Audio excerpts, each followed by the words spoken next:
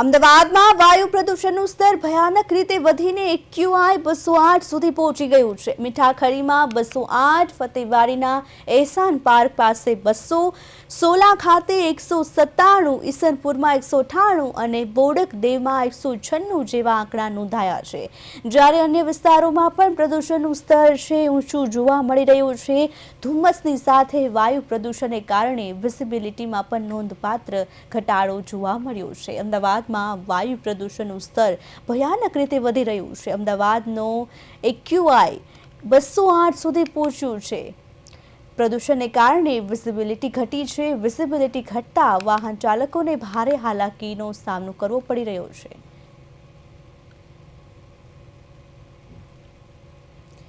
अलग अलग विस्तारों में जेम के फतेवाड़ी में 200 AQI नोंधाયું છે। સોલામાં 197, જ્યારે ઈસનપુરમાં 198 AQI નોંધાયું છે। આગળ વાત કરીએ તો બોડકદેવમાં 196 છે એ નોંધાયું છે। AQI ફતેવાડીમાં 200, સોલામાં 197। અમદાવાદના અલગ અલગ વિસ્તારોમાં AQIનો આંકડો સામે આવ્યો છે। ફતેવાડીમાં 200, સોલામાં 197, ઈસનપુરમાં 198 અને બોડકદેવમાં 196 વાયુ પ્રદૂષણનો આંકડો છે સામે આવ્યો છે। અમદાવાદમાં દિવસે ને દિવસે AQIનો આંકડો વધી રહ્યો છે। વધુ માહિતી માટે અમદાવાદથી અમારા સંવાદદાતા હિમાંશુ પરમાર લાઈવ જોડાઈ ગયા છે। હિમાંશુ, દિવસે ને દિવસે AQIનો આંકડો છે વધી રહ્યો છે। અમદાવાદની જે હવા છે ઝેરી બની રહી છે તેને લઈને શું વધુ વિગત સામે આવી છે અને શું અલગ અલગ વિસ્તારોના AQI સામે આવ્યા છે?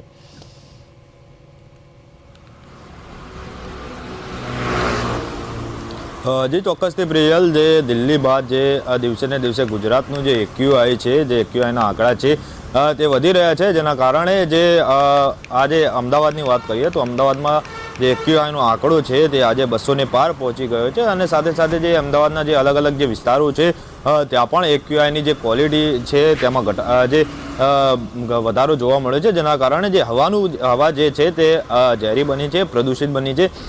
મુખ્યત્વે વાત કરીએ તો અમદાવાદમાં જે મીઠાખડી વિસ્તારમાં જે આવેલ જે છે તેમનું AQI છે 208 નોંધાયો છે। સાથે સાથે જે ફતેવાડીમાં જે એહસાન પાર્ક છે તે વિસ્તારની અંદર AQI 200 નોંધાયો છે। સોલા ખાતે 197 AQI, ઈસનપુરમાં 198, સાથે સાથે બોડકદેવ વિસ્તારમાં 196 AQI નોંધાયો છે। એટલે સરેરાશ જે AQIનો આંકડો છે તે 200 નોંધાયો છે।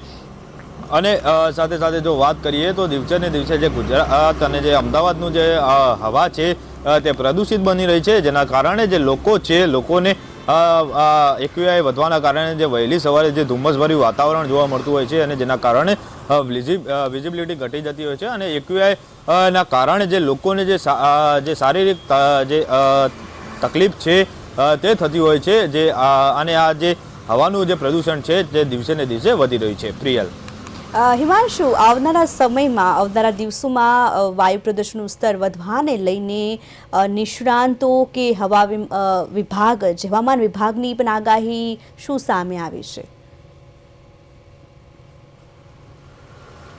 જી ચોક્કસથી પ્રિયલ, જે AQI જે દિવસે ને દિવસે વધી રહ્યો છે, જેના કારણે જે લોકો છે તેમને સ્વાસ્થ્યની તકલીફ ઊભી થઈ શકે છે, જેના કારણે જે લોકોને વહેલી સવારે જે વોકિંગ પર નીકળતા જે લોકો છે તેમને જો વોક પર નીકળે તો તેમને માસ્ક પહેરવું ફરજિયાત રાખવું જોઈએ।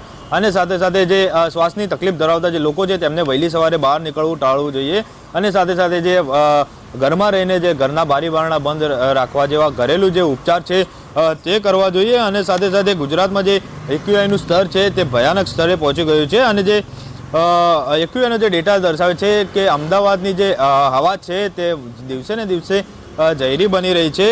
અને આ જે ગંભીરતા જે છે તેને ધ્યાને રાખવી જોઈએ। અને જે AQI દ્વારા જાણી શકાય છે કે પ્રદૂષણની ગંભીરતા કેટલી છે।